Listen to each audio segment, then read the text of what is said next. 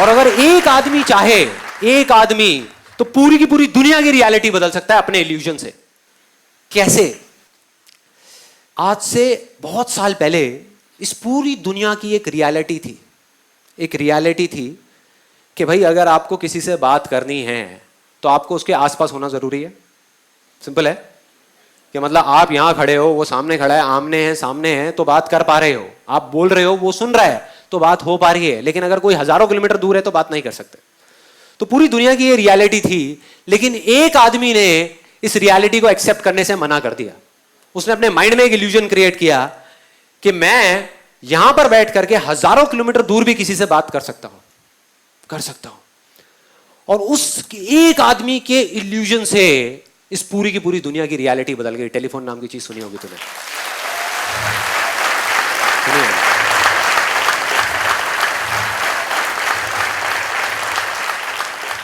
और मैंने कहा सिर्फ इतना ही नहीं, इसको भी छोड़, तेरे आसपास में दुनिया में करोड़ों चीजें हैं जो इंसान ने बनाई है, किसी भी इंसान ने बनाई है, सुई से लेकर के एक एरोप्लेन तक। मैंने कहा सारी देख, जा करके जा, चला जा 10 दिन के लिए, सारी देख, एक एक करके लिस्ट बना, और उसमें से एक भी चीज मुझे ऐसी बता दे जिसको तू रियलिटी कहता है, जो किसी का इल्यूजन नहीं था, जिसका जो जन्म है वो इल्यूजन से नहीं हुआ। एक भी ऐसी चीज दिखा दे। तू नहीं दिखा सकता भाई, नहीं दिखा सकता। मतलब इल्यूजन में इतनी पावर है। तो अब अगर लोग अपने इल्यूजन से पूरी की पूरी दुनिया की रियलिटी बदल सकते हैं, तो क्या तू अपनी नहीं बदल सकता? आसान है।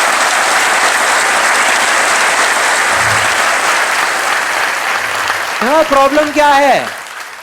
तेरे अपने बनाए हुए मेंटल बैरियर्स हैं, तेरा अपना ही बनाया हुआ चश्मा है जिससे तू खुश नहीं है, फिर भी तेरे को उस चश्मे से प्यार है और पहन करके रखा हुआ है।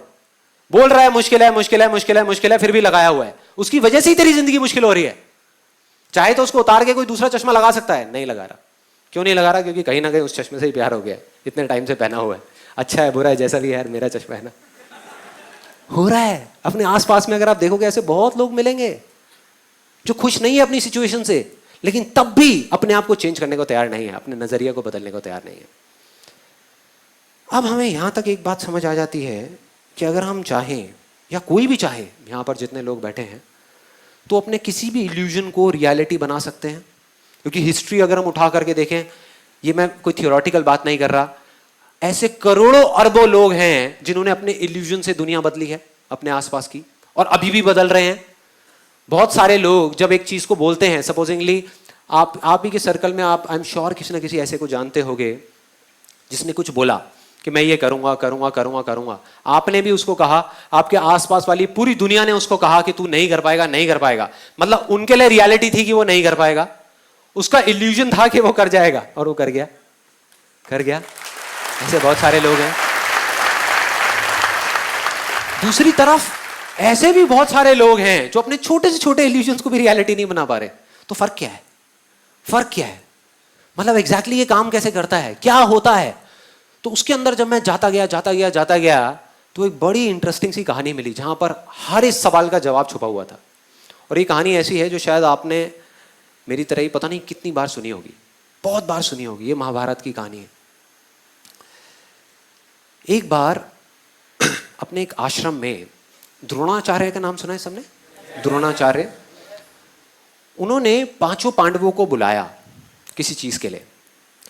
और जहां वो लोग खड़े थे, जहां पर वो गुरु द्रोणाचार्य खड़े थे और साथ में वो 5 पांडव खड़े थे, उसके सामने एक नदी थी, उसके सामने एक पेड़ के ऊपर एक बर्ड को रख दिया, एक लकड़ी की बर्ड को, लकड़ी के पक्षी को रख दिया, और उन 5 को बोला कि जा करके इस पे निशाना लगाना है, निशाना लगाना है इसकी आंख पे, इसकी आंख पे निशाना लगाना है।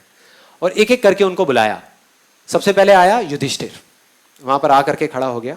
अब इस कहानी को ना थोड़ा सा ध्यान से सुनना, बिकॉज हो सकता है आपने बहुत बार सुनी होगी, लेकिन ये सोच करके छोड़ दी होगी कि हाँ ठीक है ये तो एक कहानी है। ऐसी बहुत सारी कहानियां सुनते हैं और उसको छोड़ दिया। जबकि अगर ये कहानी समझ आ गई तो आप अपने किसी भी सपने को सच कर सकते हो। मतलब हमारा माइंड क्या करता है, इंफॉर्मेशन के लिए भूखा है हमारा ये माइंड। वो चाहता है कि मैं सब जगह से इंफॉर्मेशन इकट्ठी कर लूं, मैं और जान जाऊं और जान जाऊं और जान जाऊं। जबकि सच में अगर कुछ करना है तो कम जानना है और जितना जानना है उस पर फोकस करना है। एक्चुअल में जो रियलिटी, हम सिर्फ जानने के लिए भाग रहे हैं, कि और 4-5 वीडियोस देख लूं और कुछ देख लूं और 10-15 बुक्स पढ़ लूं और गूगल पे कुछ सर्चिंग कर लूं और कुछ जान जाऊं। जितना जानते जाओगे उतना ही कंफ्यूज होते चले जाओगे। तो इस कहानी को ध्यान से समझना। सबसे पहले युधिष्ठिर आया, आ करके वो निशाना लगाने लगा। तो गुरु द्रोणाचार्य ने उनसे पूछा कि तुम्हें क्या दिख रहा है? कहता मुझे सब कुछ दिख रहा है। कहते और क्या दिख रहा है? कहते और मुझे आसमान दिख रहा है, पेड़ दिख रहा है, पत्ते दिख रहे हैं, टहनियां दिख रही है, नदी दिख रही है, बादल दिख रहे हैं, सब कुछ दिख रहा है। कहते बहुत अच्छी बात है, जाके साइड में खड़े हो जाओ। उनको शांति से साइड में खड़ा कर दिया। उसके बाद में भीम आया। भीम से भी दोबारा से यही सवाल पूछा कि तुम्हें क्या क्या दिख रहा है? उसने भी अपनी पूरी लिस्ट बता दी, मुझे ये दिख रहा है, मुझे वो दिख रहा है, सब कुछ दिख रहा है। फाइनली अर्जुन आया। अर्जुन से पूछा तुम्हें क्या दिख रहा है? अब उनमें और अर्जुन में हल्का सा फर्क यह था कि अर्जुन की बॉडी में कुछ भी मूवमेंट नहीं हुई, मतलब पलक तक नहीं झपकाई, और ऐसे जाकर के वो खड़ा हो गया अर्जुन। और उससे पूछा गुरु द्रोणाचार्य ने कि तुम्हें क्या दिख रहा है? मुझे बर्ड की आंख दिख रही है, मतलब इस पक्षी की आंख दिख रही है। गुरु ने थोड़ा सा उसको हिलाने की कोशिश करी, बोले ध्यान से देखो कुछ और भी दिख रहा होगा, और भी बहुत सारी चीजें वहां पे। नहीं गुरुजी, मुझे सिर्फ उस पक्षी की आंख दिख रही है और कुछ भी नहीं दिख रहा। कहते चलाओ बाण। उसने बाण चलाया और सीधा जा करके उस पक्षी की आंख में। ऐसा क्यों हुआ?